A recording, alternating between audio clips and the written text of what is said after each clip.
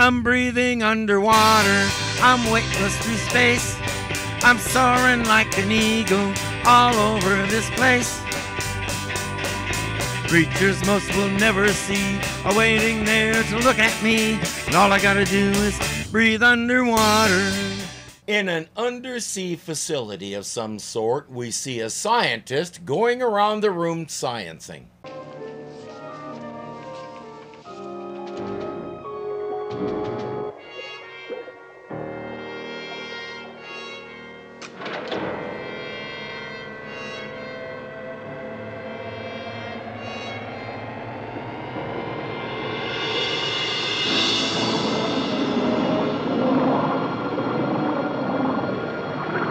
He's been modifying that chunk of seaweed to respond to stimulus, and he will report that it's taken on almost human reactions.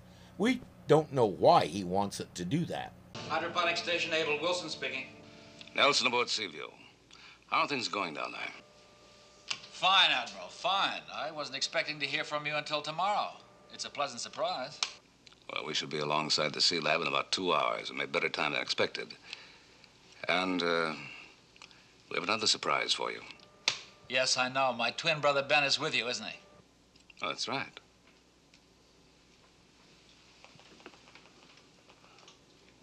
Nelson wants to know how he knew that. He says, we have a constant state of sibling telepathy between us. He reports his progress to Ben. Ben makes an excuse to be alone. John, I'm talking to you. Can you hear me? Can you hear me? Do you hear me, John? This is Ben talking to you. Yes, I hear you, Ben.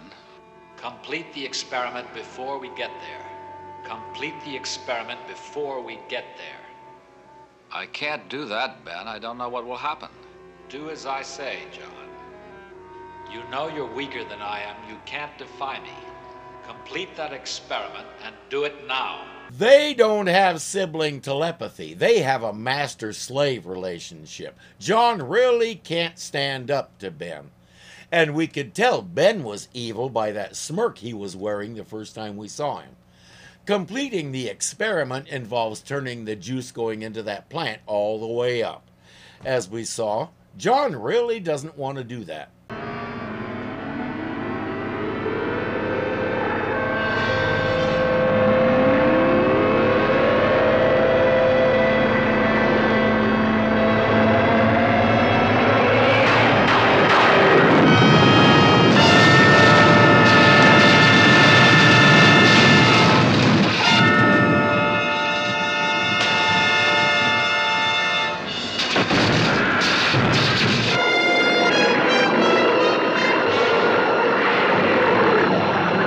Was that supposed to happen?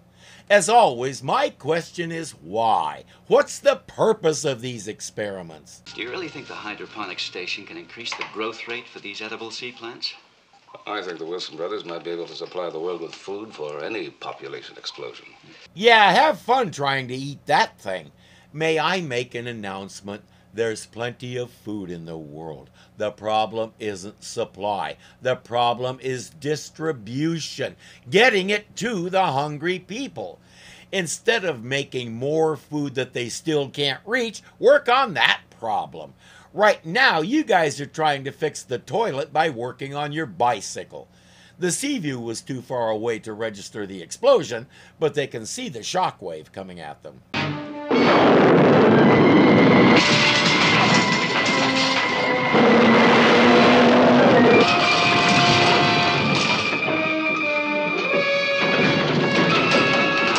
They still haven't learned to hold on tighter. The next time the boat goes in for a refit, add handles on every surface for this kind of thing. Nelson wants to know what caused it, but there is no apparent cause in the vicinity. Spikes, see if you can contact Hydroponic Station Able. Aye, sir. Seaview to Hydroponic Station Able. Seaview calling Hydroponic Station Able. Come in, over. Admiral. He's not going to get any answer. My brother's dead. He isn't, but Ben is forcing him to remain unconscious so he can't answer. I'm amazed at the way William Smithers is playing both parts. His face literally changes to a different person depending on whether he's John or Ben. I wonder how long it took him to learn how to do that, or if it came naturally. He was a character actor for ages, and we've seen him one other time in The Amazing Spider-Man. He retired from acting in the 90s and moved into teaching. As far as I know, he's still doing it. If he could teach me to do what he's doing in this episode, I think I'd be okay taking out a massive loan to cover the fee. It was a radioactive explosion at the hydroponics station. That's the turbulence we just passed through. Oh? A guess? No, it's not a guess, Admiral. My brother has already told you how it is between him and me. Everything that happens to one is felt by the other. You felt the blast yourself? Yes, the one that killed my brother. That much is true, we saw it. And frankly, if he says it, I don't think I want to believe it until I do see it.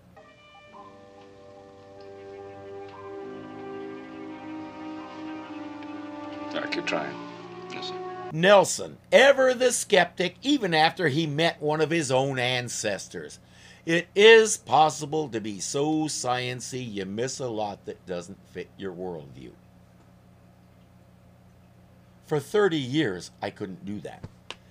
Their instruments appear to verify what Ben is saying. He and Admiral Nelson will go check the facility and the flying sub since it can get there faster. They can see that the place is badly damaged and docking with it isn't possible. Nelson lands the flying sub on the bottom and they prepare to get into scuba gear.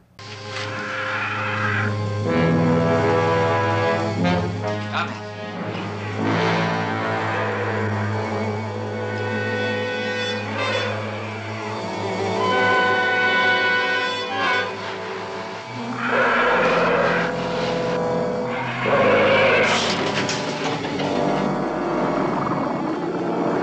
Hey, cool toy. I wonder what it does. Well, the main thing it does is try to get away. But I think the plant likes that game. Nelson to Seaview. Seaview, go ahead. We're under attack by what it looks like some kind of mutated plant. It's enormous. We're gonna try to break loose. Stand by. Engineering, flank speed. Admiral, should be there in half an hour.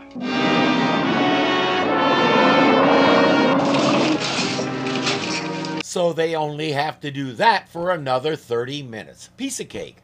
Nelson tries an intense burn on the engines to see if the heat will make it let go.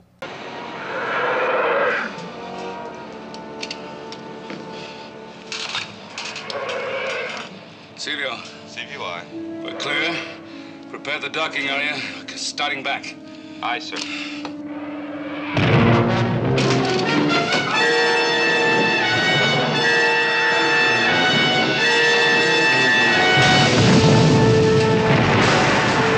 He doesn't like that toy anymore. It makes owies.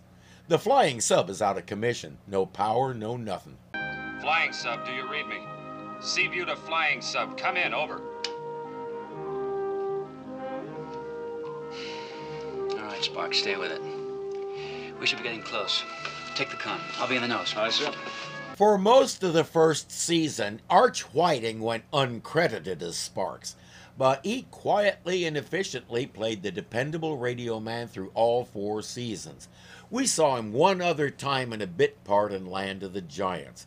Aside from this series, he did a fair bit of character acting, but by 1976 he had had enough. He bought himself a camper, rented out his house, and traveled to just about every point in North America, including Canada and Mexico. After that, he basically went on a personal world tour with his sons. He enjoyed the rest of his life doing whatever the heck he felt like doing until he died in 2007. Later in his life, he was surprised to discover that he still had a following. But really, where would the Seaview have been without him? Right now he can't do much though, because for all the wizardry we've created through electronics, without electricity it's just fancy knickknacks. The flying sub has exactly one device working, a homing beacon. They'll have to determine its status the old-fashioned way.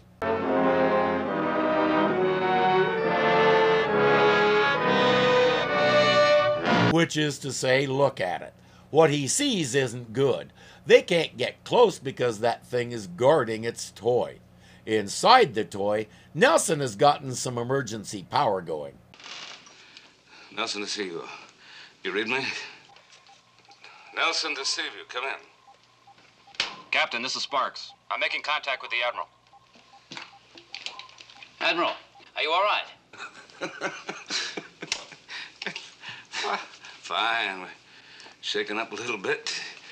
Controls and power gone, but otherwise okay. Unfortunately, the Seaview can't approach them with that thing standing over them. They need to get it to move away.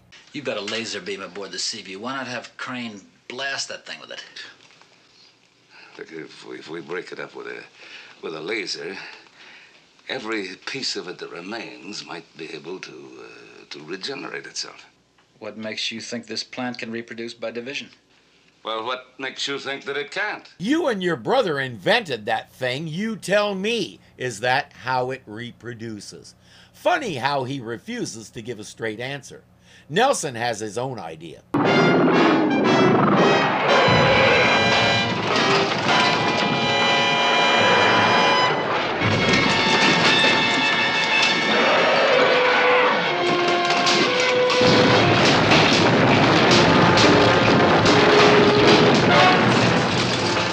Reverse engine, all back full.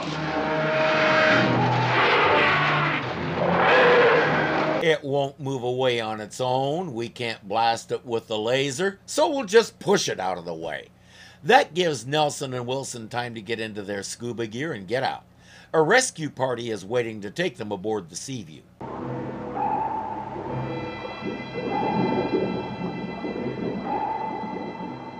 Ben, you're heading toward the sea lab. Come back.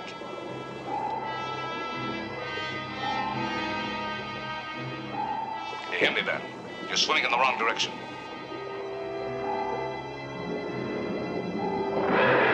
You're wrong, Admiral. He knows exactly what he's doing. And by the way, he's been playing you this whole time. John? John, it's Ben. Wake up. Wake up. Ben? What happened? You did it. You created a plant creature just as I knew you could. Now, where is the portable control unit? The plant creature? Oh, the radiation destroyed it. It wrecked the lab. No, it didn't destroy it. It created the giant mutant that I've been after. It's out there in the sea right now. Now, where is the control unit? Yes, they built a device to give them control over this thing. I wonder what John thought that was going to be for. He doesn't want to tell, but he can't resist Ben's mental orders. A control unit? What do you want that for? The creature has to be destroyed. Not until I've made 100 like him, 1,000, an army of them marching at my command. You can't do that. You can't do that. The control unit. This experiment was for plant food. It was a scientific development. It still can be. It still can. You're a fool, John. You always were. Food for people was just a cover for me. If I can control growth, I can control everything. That's right. Ben is just another would-be world conqueror. He sends that thing after Nelson while the rescue party is trying to get him inside the sub.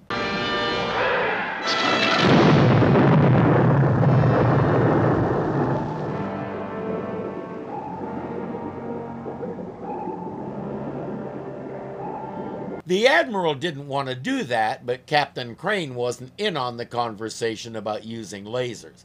At least the creature is really delicate and easy to blast apart like that.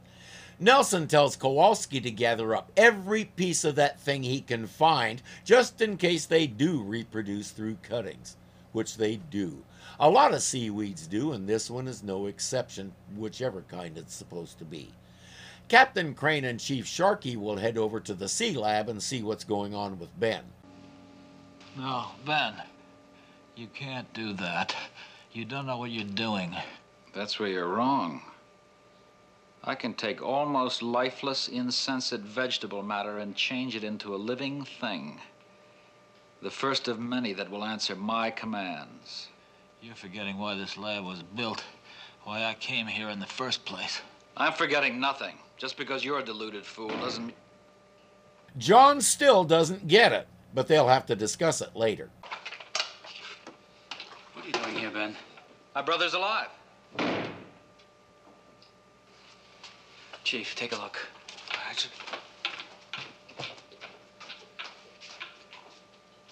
You were positive he was dead. I felt his heart start to beat again. Skipper? He's alive, all right, but just barely. I'm sure leaving him in the middle of the floor like that is helping him so much. He's been living here. Shouldn't there be a bed somewhere? Nelson sends a team in the mini-sub to collect him and bring him back to sickbay. The facility is badly damaged, but still airtight, and radiation levels are within safe limits. Nelson says, gather all the notes and everything from the experiments and bring it aboard. Ben can help you with that. What about this?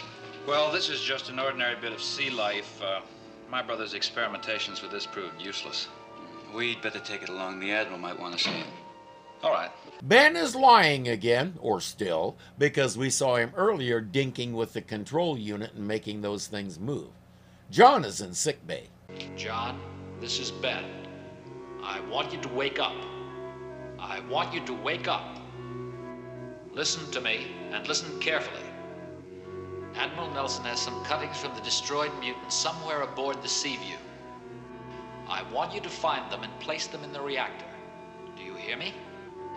I want you to put those cuttings in the reactor room. John really is the weak-willed one. All Ben has to do is keep repeating the order, and John will eventually do it. Ben? Come on, we're all set. Let's go. Captain, there's another piece of equipment in here that has to be removed from its paneling. Will you two help me? Figures, absent-minded professor. Now, let's give him a hand. Yes.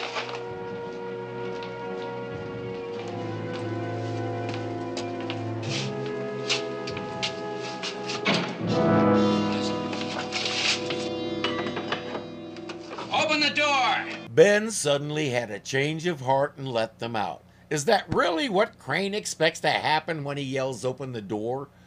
There's nothing for them to do but start working the wheel back and forth and try to jiggle that bar loose.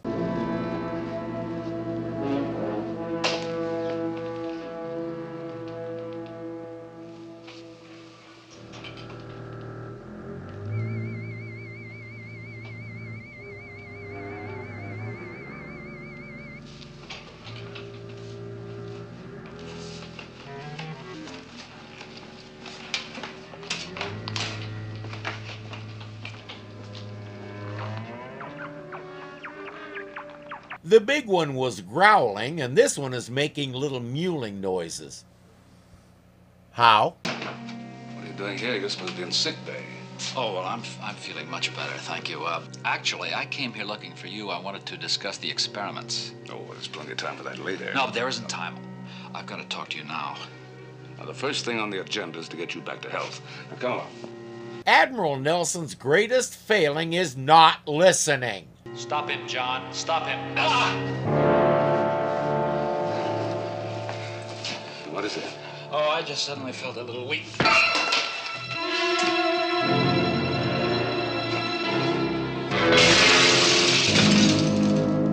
John was going to try and tell him Ben's plan, but never mind. I have to say, Nelson did that to himself. He needs to learn the thing we used to tell kids about why you have 2 ears and 1 mouth. Under constant pressure from Ben, John sneaks the pieces into the reactor room. At the Sea Lab, Crane and Sharky have managed to work that pinch bar loose.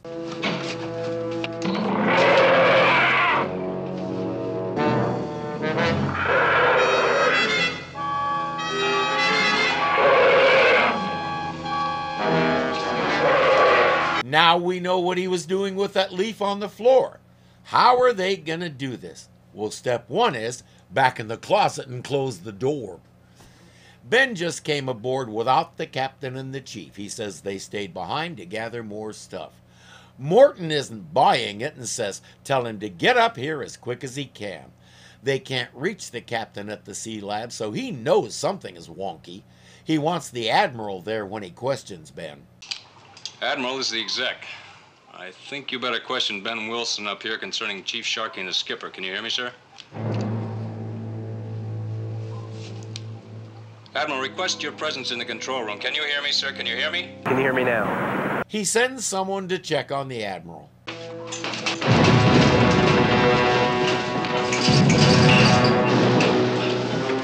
Reactor room. What's wrong with the radiation pile? We're getting a dangerous count. Damage control. Send a team to the reactor room on the double. The reactor room on the double. His man may have some difficulty getting to the Admiral, but he'll do his best.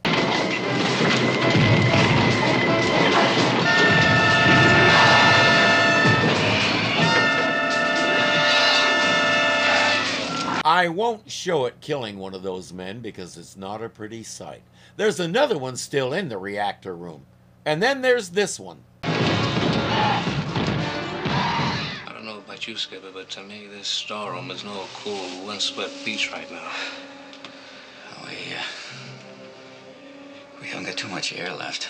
You have plenty of air left, it just doesn't have much oxygen in it. But as long as that plant's out there, there's nothing. Sounds like it gave up and decided to go break stuff. What's in this room that we might be able to use against it? What is that stuff, Skip? Sulfuric acid solution. Battery acid. Why didn't I think of that? Now get ready to open the door. I get it, Skipper. We open the door, douse that thing out there with the acid. Then we make a break for our scuba gear in the excess hatch, right? Right. Most seaweeds don't like sulfuric acid. This one is in that category.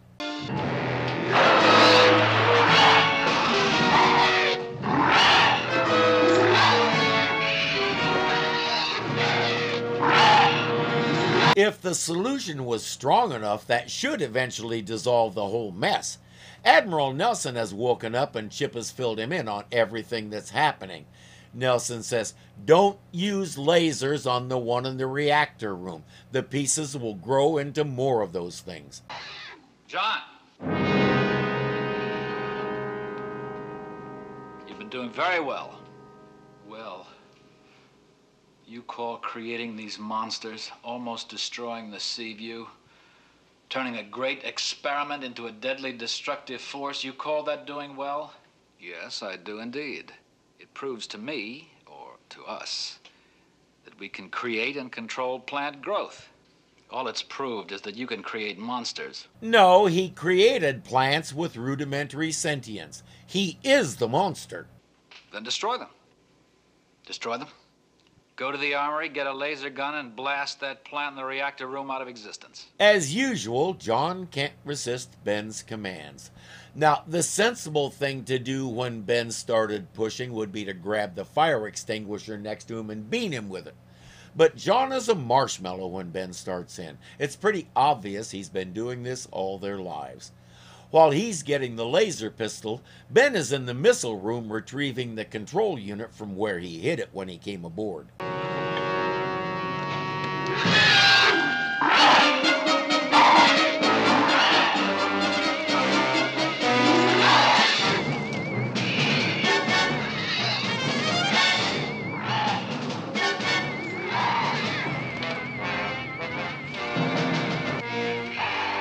He basically has it standing at attention when John comes in. Since they're all civilians, no saluting is necessary. He does answer your control. Naturally. He does whatever I want him to do.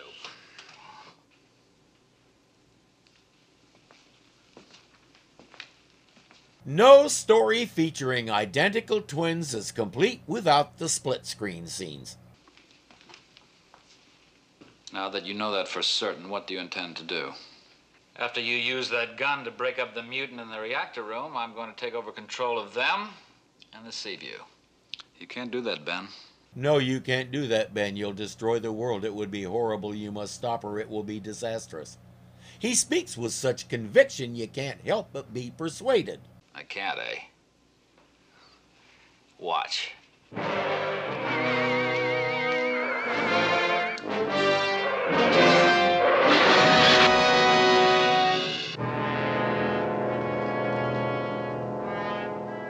I I'm not sure what Ben's endgame was there. Did he intend to have it kill John or carry him to the reactor room? That's not going to do you any good. I'll bring them to life. Without radiation, they're dead. And I'm not going to let you go on with this. Take that gun and fire it at the mutant in the reactor room. Take that gun and fire it at the mutant. John is still trying to resist, but Ben is relentless. Now, if I were John, since he just said mutant, I'd decide he meant what's left of the mutant on the floor.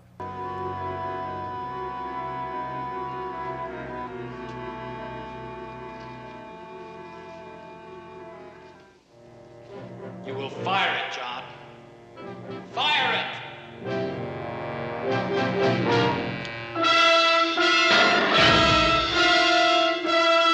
Unfortunately, Ben didn't choose his words carefully enough. He kept getting more and more general. At the end, he just said, fire it. He didn't say at what. John collapses unconscious. Admiral Nelson and Captain Crane don't know what took place down there. They have 4 guys with guns outside the reactor room, and they hope that's enough to kill this thing.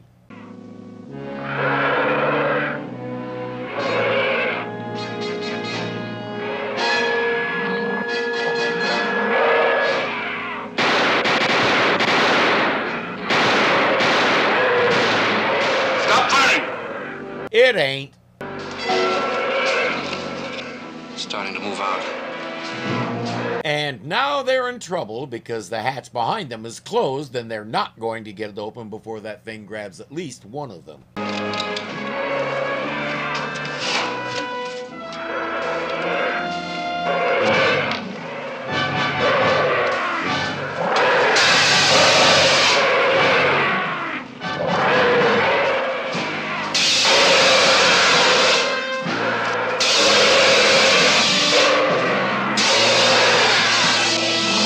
That's an industrial-sized fire extinguisher, and it's working. This thing is vulnerable to cold.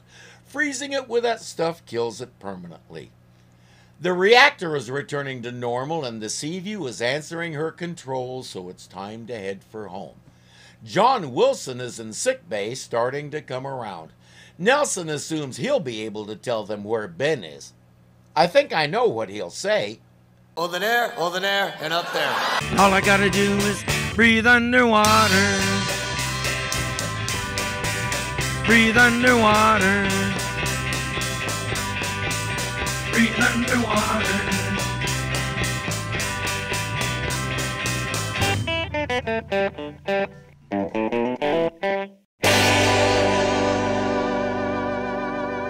Instruments appear to be their instruments appear to verify. Into the reactor. Close the door. Don't slur your words. The reactor is